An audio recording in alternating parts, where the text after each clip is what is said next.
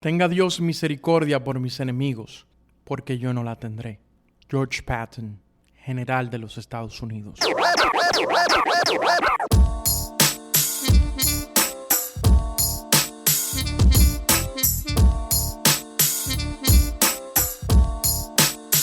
Habemus Julio. Bienvenidos a este espacio, donde hablaremos de lo que a mí me dé la gana.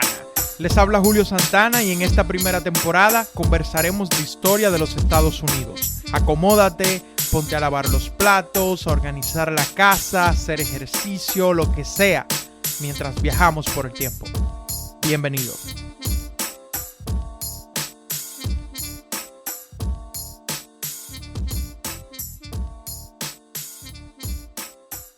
¿Qué lo que?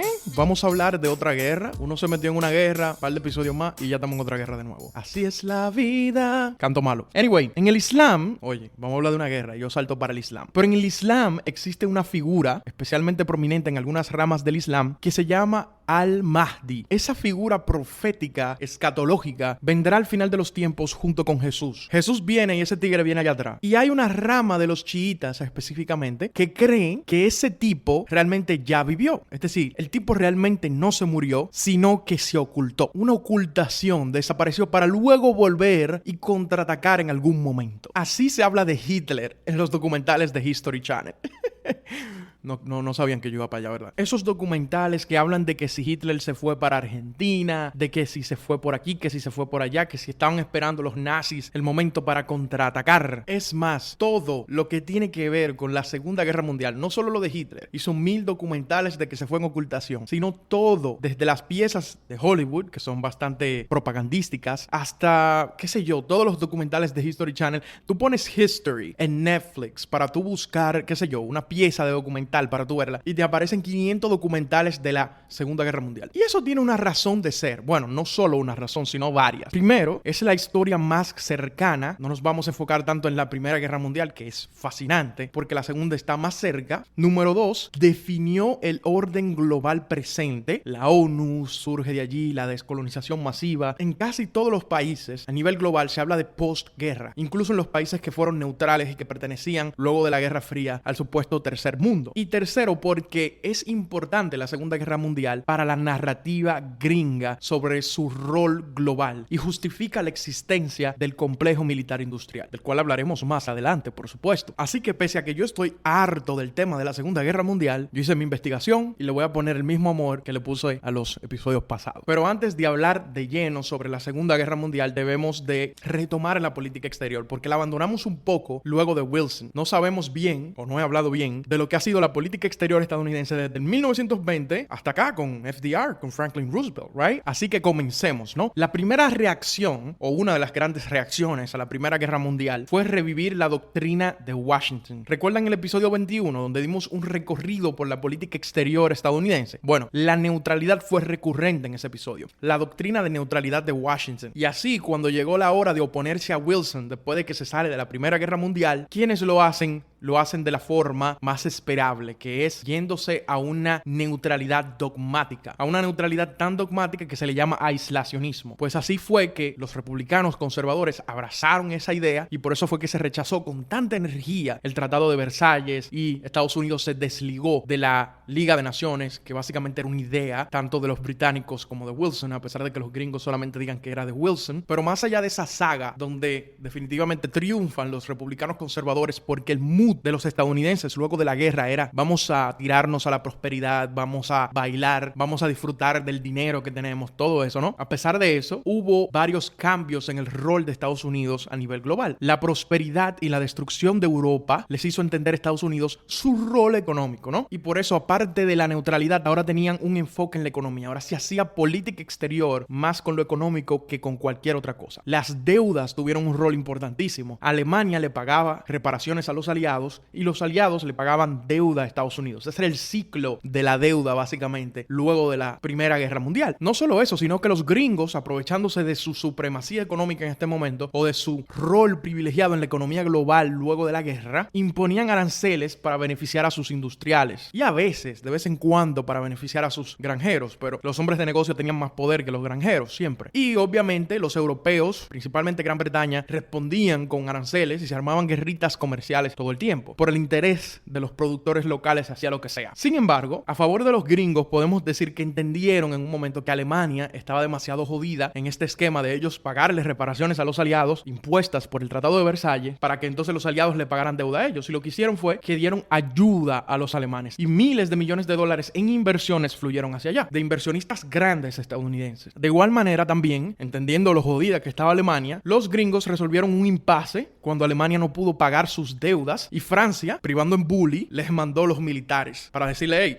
tienen que pagar los cuartos, si no va a haber problema aquí, entendiendo la debilidad que tenía Alemania en ese momento, ¿no? Y Charles Dawes, que era un político estadounidense, sacó el Plan Dawes que ayudó a resolver ese impasse. Más allá de esto y del orden geopolítico luego de la Gran Guerra, también estaba la esfera de influencia de los estadounidenses, que era Latinoamérica, por supuesto, y en su campaña, Warren Harding criticó duro a Wilson por su uso de la mano militar en República Dominicana y Haití. Era parte de sus puntos de campaña, de hecho. Así que bajo Harding y bajo Coolidge, que como recuerdan, es el regreso de los republicanos conservadores luego de que una gran parte de los republicanos abrazaran el progresismo, prometieron y ejecutaron un retiro gradual de Cuba y de la República Dominicana y dijeron que también, más adelante, iban a comenzar a retirarse de otros países. Aún así protegieran sus intereses, como pasó en Nicaragua, que se retiraron, pero al otro día estaban ahí de nuevo, en contra de los guerrilleros de Augusto Sandino, que por cierto, más adelante el legado de Augusto Sandino lo iban a recoger precisamente los sandinistas. Pero allá se metieron los gringos bajo estos gobiernos conservadores republicanos, pese a que supuestamente se iban a retirar de Latinoamérica, pero no iban a dejar de defender sus intereses. Y debemos subrayar esa palabra, intereses, porque de eso es que se habla siempre cuando se habla de relaciones internacionales y de geopolítica. Y en ese sentido, los gringos fueron instrumentales para la instalación de la dictadura de Somoza o de los Somoza allá en Nicaragua. Pero bueno, continuamos. Cuando México tuvo grandes reformas luego de la Revolución Mexicana, que eran reformas socialistoides, los militaristas estadounidenses le pedían a los gobiernos que buscaran evitar que México descendiera en una república bolchevique. Pero los republicanos conservadores, anti-wilsonianos, decían no. Nosotros no nos vamos a meter en eso. Vamos a estar vigilantes, pero no más de ahí. Y en cuanto al Pacífico, los gringos querían parar la militarización de Japón, especialmente en el plano naval. Y querían firmar acuerdos para que esto sucediera porque ya los estadounidenses, desde finales del siglo pasado, del siglo XIX, tenían intereses importantes en el Pacífico y, por supuesto, tenían ahí a Hawái. Y bueno, no quería que un país como Japón, que estaba subiendo y que tenía ambiciones imperialistas, le tumbara el pulso a los británicos y a ellos, que eran realmente las potencias navales en ese momento. Ya podemos hablar de que Estados Unidos estaba compartiendo como potencia naval con los británicos. Así que pudieron bajarle los humos a los japoneses, poniéndose de acuerdo con otras naciones para que se firmara un acuerdo de no proliferación en la conferencia naval en Washington en 1922. Otros acuerdos importantes en esa misma dirección fueron el Nine Power Pact de 1922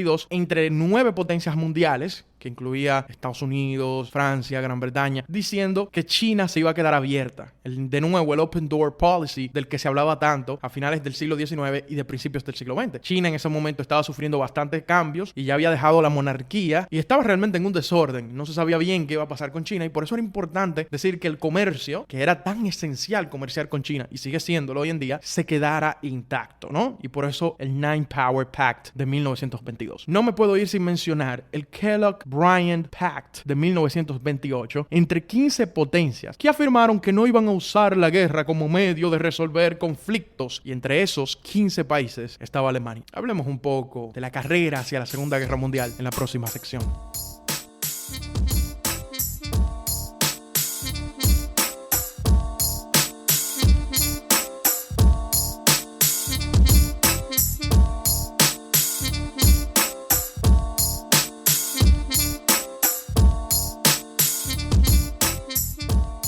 Les voy a avisar desde ahora que mi intención aquí no es dar un recuento súper detallado y específico de cómo ocurrió la Segunda Guerra Mundial. No vamos a hacer eso. Pero sí voy a hablar de qué ocurrió antes de que explotara la guerra. ¿Por qué no voy a especificar tanto de la guerra? De nuevo, porque hay demasiado contenido al respecto. Quiero aprovechar el tiempo para hablar de cosas que quizá no se hablen normalmente. Por ejemplo, que a medida que avanzaban los años 30 y las crisis económicas a nivel global se profundizaban, varios problemas, varias crisis políticas e internacionales estaban ocurriendo. ocurriendo. Por ejemplo, Japón invade Manchuria en 1931. ¿Qué es Manchuria? Una región de China que está cerca de Japón. Y andaban por ahí buscando hierro y carbón. Y era importante buscar hierro y carbón porque eran materias primas que iban a ser insumos importantes para la industrialización de Japón, por supuesto. Y la reacción titubeante de todos los países a intervenir debido al trauma que se tenía en la Primera Guerra Mundial convenció a los japoneses de que podían seguir jodiendo a China sin que realmente hubiera consecuencias claras. Hitler, en 1933, mientras todas estas crisis estaban ocurriendo, fue elegido canciller. Y Mussolini ya tenía tiempo, desde los años 20, que andaba dado al diablo en Italia. Todo esto estaba ocurriendo, todo esto se estaba cocinando. No hay nada en la caminata hacia la Segunda Guerra Mundial que haya ocurrido de repente. Todo fue un proceso. Igual fue un proceso, por ejemplo, que Mussolini haya invadido Etiopía en 1935 y que Roosevelt, que en ese tiempo obviamente ya estaba encaminándose a terminar su primer periodo, le pidió un embargo moral a Italia, a los otros países que tenían cierta importancia, cierta relevancia, y también se lo pidió al Congreso de los Estados Unidos, pero dicho embargo moral, que realmente significarían sanciones contundentes, que es lo que se usa mucho en el orden global actual, realmente no llegó de la forma que Roosevelt lo estaba pidiendo. En 1937, Rusia y Japón comienzan una guerra proxy. Ya Rusia y Japón tenían varias problemáticas desde el siglo XIX. Ahora empiezan de nuevo una guerra proxy. Japón desde Manchuria y Rusia desde su estado aliado casi títere, que era Mongolia, que en esos momentos tenía un gobierno socialista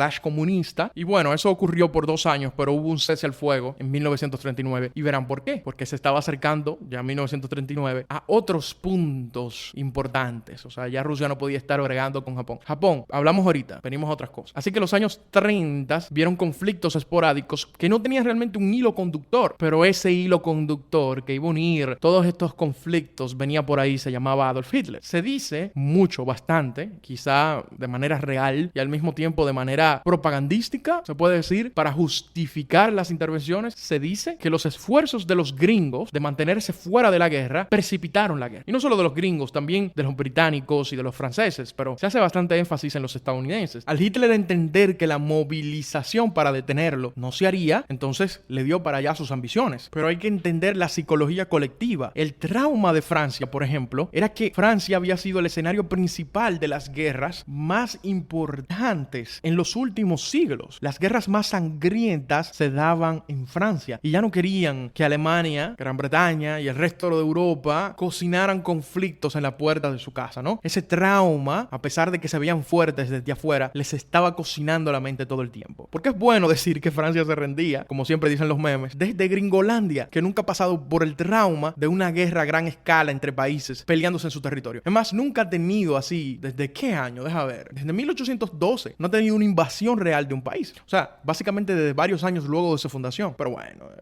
los memes son los memes. Por eso los franceses, en su psicología colectiva, decidieron entonces protegerse, prevenir, antes de realmente militarizar y tener respuestas contundentes. Los estadounidenses, por su parte, entendían que eran una región aparte de Europa, no se entendían como quote unquote occidente, como si fuera un bloque, sino que ellos intervinieron en una guerra que no era de ellos y que murieron miles y miles y miles y miles de estadounidenses y hubo un paro a la normalidad de la vida por tantos años, 4 años, sin necesidad, todo por culpa del maldito Wilson, y por eso se embarcaron en esa neutralidad, ¿no? Pero el Führer tenía una visión de mundo interesante, por no decir otra cosa, ¿no? Al igual que el resto de occidentales blancos creían un darwinismo social, como hemos venido diciendo, en Estados Unidos casi todo el mundo creía eso. Al igual que casi todos los occidentales blancos, también era antisemita, algo que se dice muy poco. Y al igual que muchos líderes de potencias del momento, creía que su país tenía una misión civilizatoria, ¿no? Así que lo interesante es sarcasmo. Yo realmente soy de la opinión de que Hitler no tenía nada de especial, por lo menos en su trazo ideológico. Creo que lo especial era lo carismático que era, las fidelidades que formó tan fuertes y por supuesto que era ambicioso. Ya de que se haya radicalizado, yo creo que cualquiera con esa ambición y con esos resultados se hubiera radicalizado en su misión. Cualquier líder sociópata de esos que hemos tenido, porque dime tú, déjame tumbarle un santo a cualquiera aquí. Churchill, ¿por qué no? Era un sociópata también. Por eso lo discutimos en otra parte.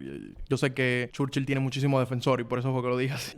Los soviéticos, en estas ambiciones que tenía Hitler, se mantenían un poquito al margen. Stalin siempre quiso negociar con Hitler porque en palabras del mismo Stalin, tanto Alemania como la Unión Soviética querían cambiar el equilibrio del mundo. Ese supuesto equilibrio del mundo que se formó luego de la Primera Guerra Mundial y que no les beneficiaba ni a los alemanes ni a los soviéticos. Cuando se enteró de los planes que tenía Hitler para invadir Polonia, consiguió esa alianza estratégica que tanto estaba esperando. Italia se mantenía cerca de Alemania a todo esto, Mussolini, pero suspicaz de Alemania. De hecho, Mussolini pasa la historia como un idiota, como un cobarde, como muchas cosas que quizás realmente no era. El tipo realmente estaba bastante comedido y midiendo bien cuáles eran los siguientes pasos que iba a tomar. Sobre todo Mussolini le tenía un poquito de miedo, podemos decir, o precaución de juntarse con Alemania por algunas amenazas que había recibido de británicos y franceses de que cuidadito con lo que hace, ¿no? Y como ya saben, para seguir con la crónica, pero ustedes se saben mucho de este cuento. En 1939, Alemania invade Polonia para, entre comillas, recuperar el territorio que los polacos habían ganado siglos antes. Polonia no tenía las herramientas para poder responder de forma contundente. Ellos tenían la seguridad de que una invasión significaba la intervención de Francia y Gran Bretaña inmediata, pero no fue así. Francia y Gran Bretaña insistían en que Polonia no se movilizara para que se entendiera de que los alemanes realmente eran los agresores, y en este caso tanto soviéticos como alemanes odiaban Polonia, la existencia del Estado polaco, porque los territorios del Estado polaco en un momento pertenecieron tanto a Alemania como al Imperio Ruso. Así se armó el pacto nazi-soviético de 1939 de invadir a Polonia y que cada uno cogiera su pedazo, y ahí es que se da el alto el fuego con Japón para enfocarse entonces en Europa continental. Los italianos por su parte intentaron mediar un poco la situación, porque si bien sabían y habían firmado de hecho un tratado con Alemania, un mutuo acuerdo, no sabían que Alemania se iba a movilizar tan rápido. Ellos no se sentían preparados, pero tanto franceses como ingleses comenzaron a tomar acciones poco a poco, y una de ellas fue el bloqueo marítimo, entendiendo que un bloqueo marítimo realmente iba a afectar a Alemania, entendiendo mal por supuesto, pero las cosas se dicen fáciles en retrospectiva. Alemania no tenía fuerza naval, así que era fácil, especialmente para los británicos, que siempre habían sido una potencia naval por siglos, hacer un bloqueo marítimo e intimidar, o por lo menos tratar de intimidar a Alemania por esa parte. Pero volviendo un poquito fuera de ese conflicto que se está dando por Polonia y que poco a poco va a llevar a la Segunda Guerra Mundial, la España fascista había surgido por una guerra civil tremenda que involucró y que llevó a luchar a muchísimas personas de todas partes del mundo, porque entendían que era una lucha de los ideales republicanos, democráticos, liberales, socialistas, etcétera, contra los ideales conservadores, retrógrados del siglo XIX y desde antes, ¿no? Pero los gringos se mantuvieron al margen dentro de esta neutralidad dogmática que ellos tenían. Pero bueno, la España fascista, pese a simpatizar con los alemanes y con el eje, vamos a comenzar a llamarle el eje a italianos y alemanes, que luego se les une Japón, no querían realmente entrar en ese lío. No eran neutrales per se, porque ayudaban a Alemania con inteligencia de todo lo que sucedía alrededor de sus territorios, pero no entraron directamente en la guerra. En Estados Unidos, la neutralidad en el momento de la invasión a Polonia seguía siendo la norma. Roosevelt poco a poco se hartaba de esta política. Veía cómo Polonia y más adelante Escandinavia caían ante Hitler y dudaba de la preparación que tenían Francia e Inglaterra para evitar una invasión completa del continente. Pero él estaba respondiendo a las demandas del pueblo y del Congreso de que se mantuviera neutral. Pero él no quería esa neutralidad. Entendía que esa neutralidad realmente era naif. Pese al trauma colectivo que tenían los franceses, desde afuera se veían fuertes, porque la gente entendía que seguían siendo lo que habían sido desde la Primera Guerra Mundial, y la inteligencia estadounidense tenía sus dudas. Sabían que Francia era débil, al menos en cuanto a protegerse de un posible ataque aéreo. Lo que no entendían era que Francia realmente no estaba preparada, ni psicológicamente, ni militarmente, de ninguna forma estaba tan preparada como se veía a lo externo. Así que su razonamiento era que debido a que Alemania en ese momento era más fuerte que Reino Unido y que Francia, no ayudar a Reino Unido y a Francia, decía FDR, realmente no era una neutralidad. Era una neutralidad falsa porque indirectamente estaría ayudando a Alemania. Va a sonar más filosófico y profundo de lo que realmente es, pero no hacer nada es hacer algo. No hacer nada significa que tú estás apoyando a un lado de alguna forma u otra. Los alemanes cometieron el mismo error. Dijeron, los británicos son buenos. Los alemanes cometieron un error parecido al que se cometió en la Primera Guerra Mundial. Dijeron,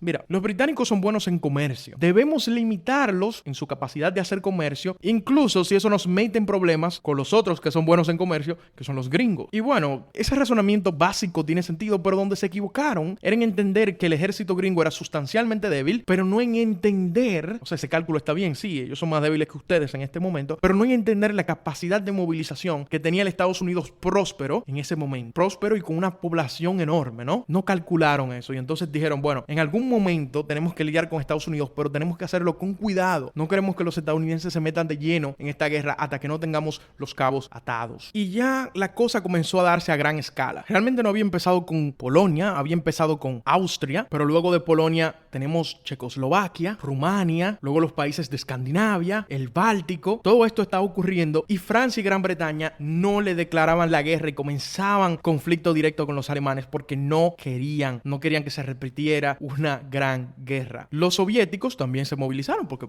vamos a coger parte del pastel, no vamos a quedar aquí. Y comenzaron también, aparte de la guerra con Polonia, una guerra con Finlandia. Con lo de Escandinavia, volvemos un poquito atrás, el hecho de que Noruega haya sido invadida y conquistada y los británicos no hayan logrado nada, no hayan hecho nada fuerte para evitarlo. Porque bueno, sí, hicieron algo, pero no lo hicieron de manera contundente. Eso hizo que el primer ministro en ese momento dimitiera y subiera Winston Churchill. Churchill tenía una posición mucho más fuerte respecto a lo que debía hacer Gran Bretaña en este momento. Porque sí, los aliados, París y Londres, hicieron algo para intentar detener a Alemania en Noruega, pero no lo lograron. Eso sí, se dieron cuenta de que Alemania era débil por agua, destruyendo la mitad de su flota de manera rápida. Pero la realidad es que la Alemania de Hitler estaba preparada para esto y más. Su plan no era ser fuerte a nivel naval, su plan era ser fuerte a nivel aéreo y en tierra, por supuesto. Pero en fin, Alemania estaba preparada, Hitler estaba preparado y el 10 de mayo de 1940, un año después de Polonia, invade Holanda, Luxemburgo, Bélgica y finalmente Francia. Acaba de empezar la guerra directa con los aliados, quienes titubearon demasiado para movilizarse a nivel masivo y bueno, ustedes saben mucho de lo que viene después. Pero esto fue una introducción a los hechos que ocurrieron antes de la guerra directa en el frente oeste con los aliados, que no se le presta tanta atención a estos contextos, que son importantes para entender todo lo que va a suceder. Pero bueno, volvamos a hablar de Gringolandia, porque esto es una temporada hablando de historia de Estados Unidos y bueno, hablemos de eso en el próximo bloque.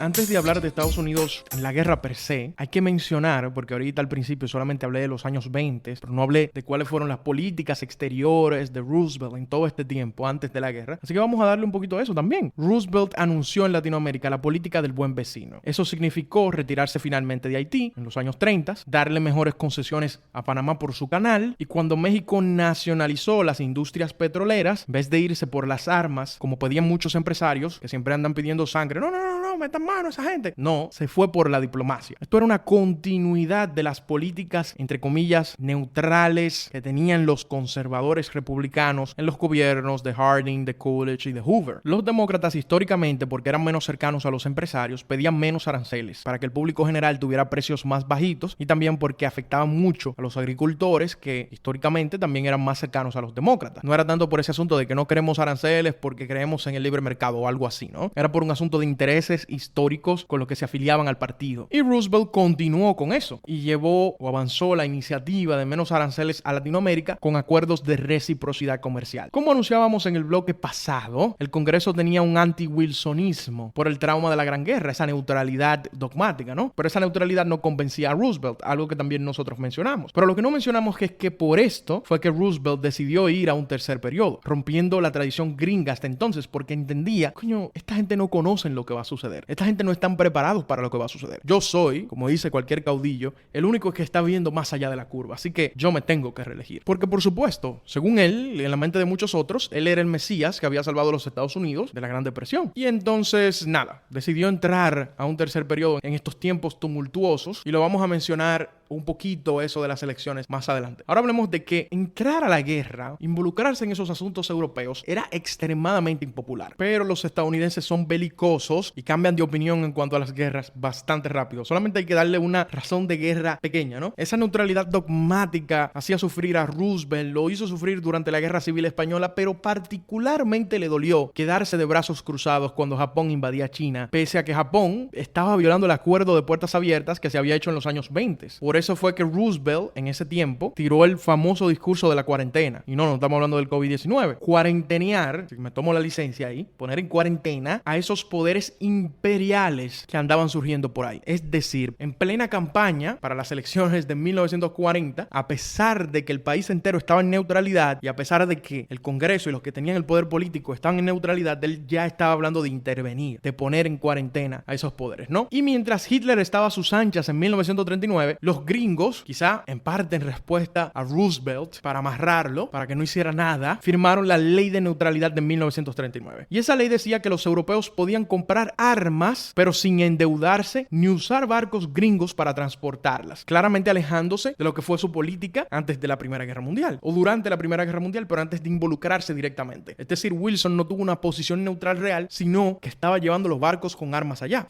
Y fue así que Alemania entonces le dijo, pero espérate, ¿cómo así? ¿Tú no dices que eres neutral? Aquí no se iba a cometer ese error, sino que ustedes le damos armas, le vendemos armas y suministros, pero ustedes tienen que usar sus propios barcos para movilizarlas. Eso ayudó a la economía gringa muchísimo porque comenzaron a producir para que los barcos británicos vinieran a buscar esas armas y esos suministros, esos pertrechos, y bueno, comenzó a movilizarse la economía y taquítica, tiquita, tiquita. Pero ese acto de neutralidad, esa ley de neutralidad de 1939, ya en 1940 comienza a derrumbarse. Yo le dije que no se necesita mucho. Cuando se invade Francia y los británicos entran con toda la guerra, mientras los franceses tienen que huir, como dijimos, que la caída de Francia fue sorpresa para todos porque no sabían que estaba en esa situación tan débil, los gringos aprobaron un presupuesto para prepararse para un eventual ataque y comenzaron a aumentar su milicia de manera tremenda, con un presupuesto que era mayor a todos los programas del New Deal combinados. Y por ahí mismo sacaron un draft de paz para inscribir a cientos de miles de muchachos para que en caso de que sean atacados, vayan a la guerra. Porque como dice el dicho, seek peace but prepare for war. De igual manera se prepararon de otra forma cuando lideraron la conferencia de La Habana en 1940 y convencieron a los países latinoamericanos que todos debían ser partícipes de la doctrina Monroe de América para los americanos, que si los europeos se metían en el continente y atacaban a cualquiera de los países ahí presentes, entre los cuales estaba República Dominicana, México, entre otros, era un ataque para todos, todos para uno y uno para todos, los mosqueteros de la Gran América. Ay, coño. A medida que los aviones alemanes bombardeaban Londres, la simpatía en Estados Unidos crecía y crecía. Roosevelt, que estaba loco por entrar a la guerra, aprovechó para darles unos barcos viejos a Gran Bretaña, diciendo, bueno, realmente yo no le estoy dando armas, solamente son unos barcos viejos que en vez de nosotros botarlos, realmente mejor se los regalamos. Ya Roosevelt poco a poco está saliéndose con la suya en abandonar esa neutralidad. A cambio, los británicos, para que se viera que hay un quid pro quo, prometieron que le iban a dar bases o puntos de bases militares en las Américas, que antes eran de Gran Bretaña, que se le iban a dar por los siguientes 90 años. En las elecciones de 1940, entonces, que dije que las iba a mencionar,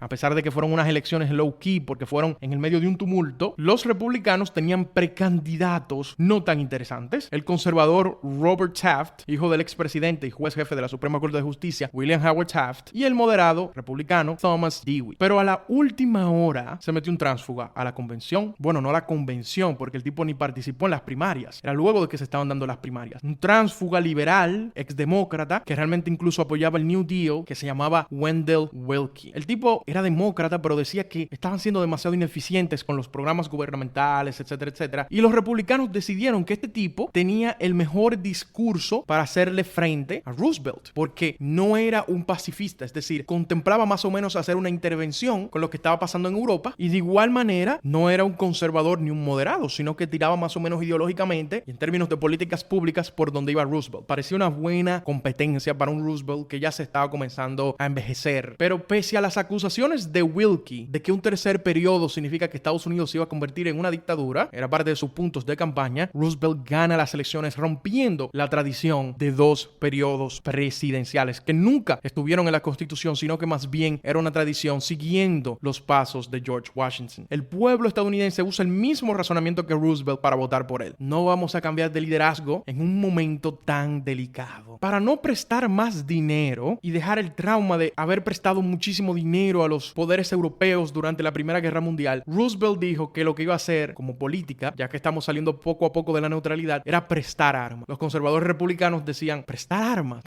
Y eso se usa, o sea, eso es algo que se presta. ¿Quién rayos va a coger un arma que la usaron en una guerra muchísimo?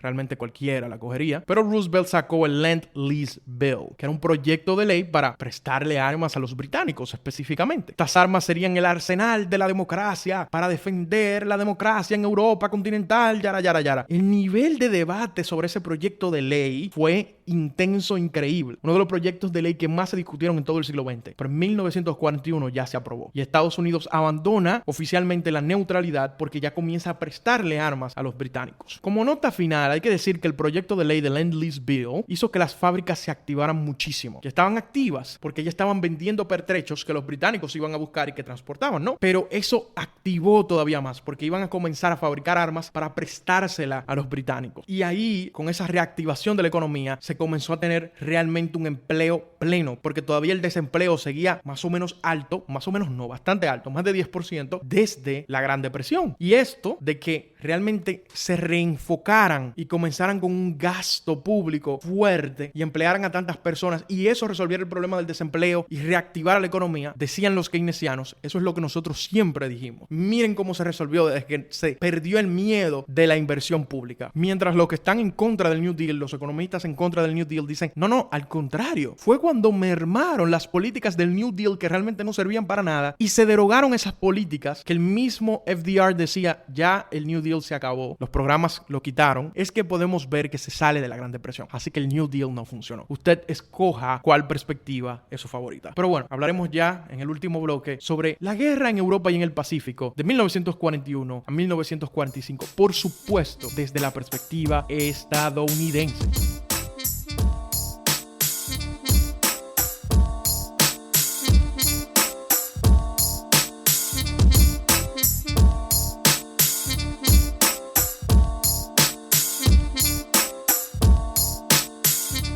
Todo el mundo comete errores y Hitler no era la excepción, cometió muchos.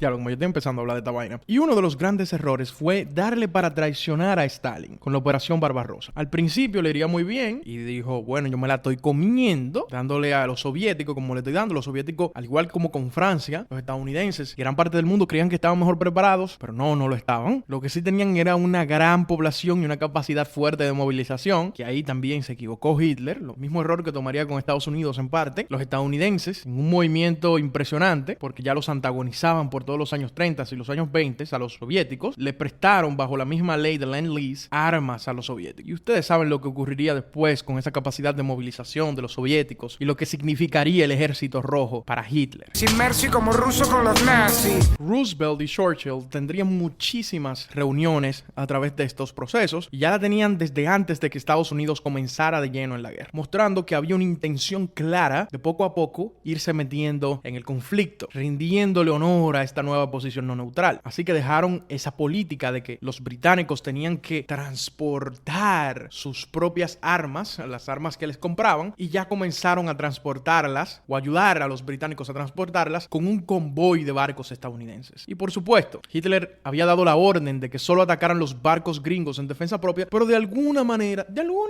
eso no fue lo que pasó. Y un momento que andaban los barcos gringos por ahí por Islandia, de camino a Gran Bretaña, ¡fuap!, ocurrió lo que ocurrió. Hundieron barcos estadounidenses. Ya los gringos habían estado bloqueando a los japoneses de alguna u otra manera, yéndonos un poco para el Pacífico, porque vamos a saltar de un lado a otro, con medidas parecidas a las que se hacen hoy en día con este tipo de rogue states, como Rusia en este momento, sanciones aquí, sanciones por allá, pero sin una ayuda militar directa a los chinos que andaban matando con los japoneses. De hecho, hay un libro que lo tengo en mi lista de lectura que se llama The Forgotten Ally, el aliado olvidado, de cómo los chinos estaban completamente abandonados por los poderes aliados y realmente significaron un muro de contención, en parte, para los japoneses que realmente no lograron penetrar por completo y seguían luchando con los chinos, que es un pueblo que obviamente no se iba a quedar así de que entren por aquí a sus anchas. Los japoneses, en un error, se desesperaron y atacaron Pearl Harbor en 1941, en lo que Roosevelt llama un día que vivirá en la infamia para siempre, ¿no? Y antes de que Estados Unidos declarara la guerra, ellos se la declararon a Estados Unidos y Alemania e Italia hicieron lo mismo y así fue que de manera unánime el Congreso de Estados Unidos respondió declarando la guerra. La narrativa de la guerra la pueden encontrar con los Cuchumil documentales, denme banda con eso. Yo voy a seguir enfocado en dar más o menos la perspectiva estadounidense en todo este conflicto, como por ejemplo, de nuevo, cuando Roosevelt, luego del ataque a Pearl Harbor, siguió en 1942 tirando la orden ejecutiva 9066, quizá la orden ejecutiva más famosa de la historia, internando a estadounidenses, vuelvo y repito, a estadounidenses de origen japonés japonés en campos de concentración. Le dicen internment camps en Estados Unidos para no utilizar el símil con los campos de concentración que se utilizaban allá en Alemania. No queremos utilizar esa palabra campos de concentración, pero eran campos de concentración. ¿Que no andaban matándolo a todos? No lo andaban matando, pero eran campos de concentración. Esto era como respuesta a una paranoia antijaponesa que siempre ha existido en el oeste. Recordemos que los coolies, como le decían a los chinos, coreanos y japoneses, siempre fueron odiados. La forma en que esto se aborda en los libros de historia, ahora que ya hay una disculpa formal por los gobiernos de Estados Unidos hacia estas acciones, es de que, bueno, eso fue algo malo que nosotros hicimos, pero ya lo corregimos, y eso es algo que van a ver recurrentemente en la historia de Estados Unidos. Los libros de historia le enseñan a los muchachos estadounidenses de que las acciones de Estados Unidos están justificadas, y hasta que no hay un cambio de paradigma, de una disculpa formal o lo que sea, o de que realmente oficialmente se diga que eso está mal, no se incita al pensamiento crítico. Por ejemplo, no se incita al pensamiento crítico con eso de las bombas atómicas, por lo menos no de manera seria. En fin, luego 2 años más tarde, en uno de los que son los casos más famosos de la Suprema Corte de Justicia, Korematsu versus United States en 1944, la Suprema Corte de Justicia dijo que era constitucional poner a estadounidenses de ascendencia japonesa, de familia japonesa, en campos de concentración. O sea, no fue de que el presidente dijo no. La institucionalidad estadounidense justificó la utilización de esos campos de concentración. Pero volviendo a 1942, la maquinaria de guerra se encendió con el War Production Board, WPB, a la cabeza, dictando qué debía producirse y qué no debía producirse. Una especie de socialismo ahí, tú sabes. También dando raciones para evitar que se utilicen todo lo que se está produciendo para consumir, sino que se dé para el esfuerzo de guerra. Algo análogo con lo que sucedió en la Primera Guerra Mundial, pero ahora más masivamente porque el esfuerzo de guerra era con una maquinaria económica muchísimo mayor. Y esto significaba que los programas del New Deal, como habíamos dicho, se fueron derogando, especialmente porque en el 1942 el Congreso de ese momento se volvió republicano, se volvió conservador. Y el mismo Roosevelt decía, yo me quité el sombrero del New Deal y ahora me pongo el sombrero de ganar la guerra. Eso significó que a los obreros se le acabó eso de los grandes derechos, de negociar sus salarios, etcétera, etcétera. De hecho, se hizo una institución que fue el National War Labor Board para evitar que a toda costa hubieran protestas y que hubiera disrupciones al esfuerzo de guerra. Y también se pasó una ley para prohibir las protestas. Pero realmente no fue tan impopular porque hasta los comunistas estaban apoyando la guerra, especialmente luego de que Hitler, cuando digo los comunistas hablo de los comunistas estadounidenses, por supuesto, especialmente luego de que Hitler comenzó a atacar incluso a la Unión Soviética y comenzó un imperialismo en todo el continente. Algunas mujeres entraron a la milicia, no solo hombres, pero fue realmente una minoría. Y también hablamos de que 6 millones de mujeres entraron a la fuerza de trabajo luego de que los hombres se movilizaron para irse a la guerra. Millones de estadounidenses hombres se fueron para la guerra. Otra cosa súper interesante fue cómo invitaron a la inmigración mexicana, a los famosos braceros que venían a trabajar el campo masivamente, la agricultura. Era como que tenemos una escasez de agricultores debido a que muchísimos de ellos se fueron a pelear en la guerra, así que mexicanos, vengan a trabajar el campo. Durante la guerra también hubo un éxodo de lo rural hacia lo urbano debido a las industrias que había en las ciudades, estas industrias de guerra enormes. Esos empleos realmente pagaban más. A pesar de que hubo esas prohibiciones a que se hicieran protestas, la economía se movilizó tanto que realmente los sueldos subieron durante la guerra. Y también hubo el segundo éxodo negro, en parte porque hubo una máquina que facilitó la recolección de algodón en el sur y así los negros se movieron al oeste y al norte de nuevo, como antes de la Primera Guerra Mundial, en lo que fue la Segunda Gran Migración. Y aún así, a pesar de todo esto, a pesar de la contribución que estaban teniendo al esfuerzo de guerra, a pesar de que estaban peleando allá en el continente, seguían siendo fuertemente discriminados. Pero hubo una respuesta del gobierno y fue el Fair Employment Practices Commission, FEPC, que básicamente lo que hacía era aplicar normativas para que no se le discriminara a los negros en los trabajos gubernamentales. Escuchen eso, trabajos gubernamentales. Pero bueno, y en ese sentido parecía que la guerra iba a avanzar los derechos civiles y los negros iban a la guerra con la mentalidad de la doble B, victoria en casa y victoria en Europa,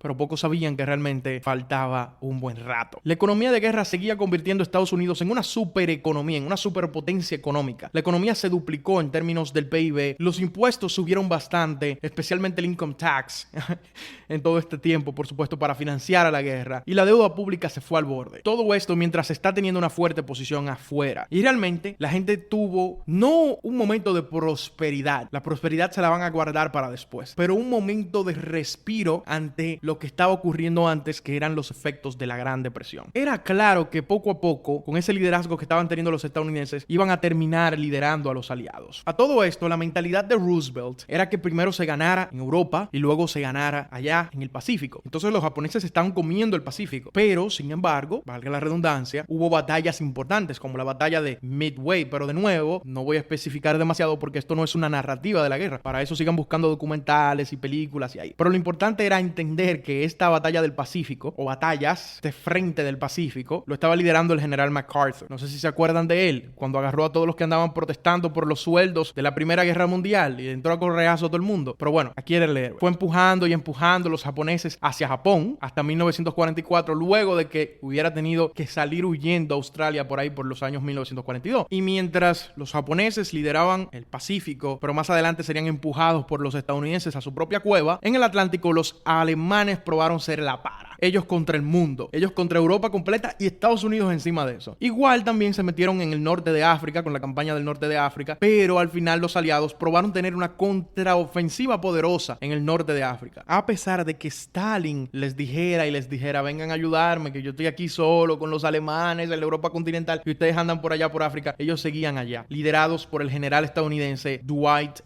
Eisenhower. Apréndanse ese nombre. La joya de británicos y estadounidenses era la recuperación de Francia porque tenía mucho simbolismo. Y por eso quizá la más famosa de todas las campañas de la Segunda Guerra Mundial, quizá también por la propaganda estadounidense, porque ellos la lideraron, fue la de Normandía, el D-Day, donde ellos comenzaron la contraofensiva de recuperar a Francia. Cuando esta campaña fue exitosa, de ahí en adelante tenemos la caída inminente de Hitler. Pero en el medio de todo esto, en 1944, FDR no quería dejar la silla en el medio de la guerra. Ya tiene 3 periodos y él dice, yo en el medio de la guerra, abandonar la silla, imposible. Esta vez los republicanos decidieron irse con el conservador moderado, o ni siquiera conservador, el moderado, el republicano moderado, porque él estaba en el centro entre la pequeñísima rama liberal del Partido Republicano y la mayor rama conservadora. Él estaba ahí en el medio. No sé si se acuerdan que participó en las primarias de 1940, antes de que el tránsfuga se metiera. Aquí fue claro que este moderado era que debía hacerle la contra a FDR. Los demócratas sabían 2 cosas, en cambio, ¿no? Que solo FDR ganaría si ese era el candidato, ¿no? Porque era su comandante en jefe, la gente tenía un sentido patriótico con él, también el que lo sacó, entre comillas, de lo que fue la Gran Depresión, y también sabían que el vicepresidente era importante elegirlo con cuidado porque era posible que FDR renunciara en caso de ganada la Segunda Guerra Mundial, o de cansarse, o de que muriera en el cargo porque se le veía bien viejo y enfermo. Así que eligieron a alguien importante, a alguien que no levantaba oposición de las distintas ramas del Partido Demócrata, y fue el senador de Missouri, Harry Truman. De nuevo, Roosevelt y Truman ganan las elecciones para un 4º periodo, pero esta vez por menos pela que las otras veces. Anyway, con Roosevelt de nuevo en la silla, la guerra continúa, ya ustedes saben, bla bla bla, Hitler se rinde, bla bla bla, el ejército rojo también está por su parte dando muchísimo golpe, Hitler se rinde, Churchill, Stalin y Roosevelt están ahí reuniéndose y diciendo qué vamos a hacer luego de que esto ya se termine. Los gringos lanzan 2 bombas atómicas que desarrollaron con el proyecto Manhattan, que empezó bajo Roosevelt, pero que realmente finalmente fue ejecutado por Truman.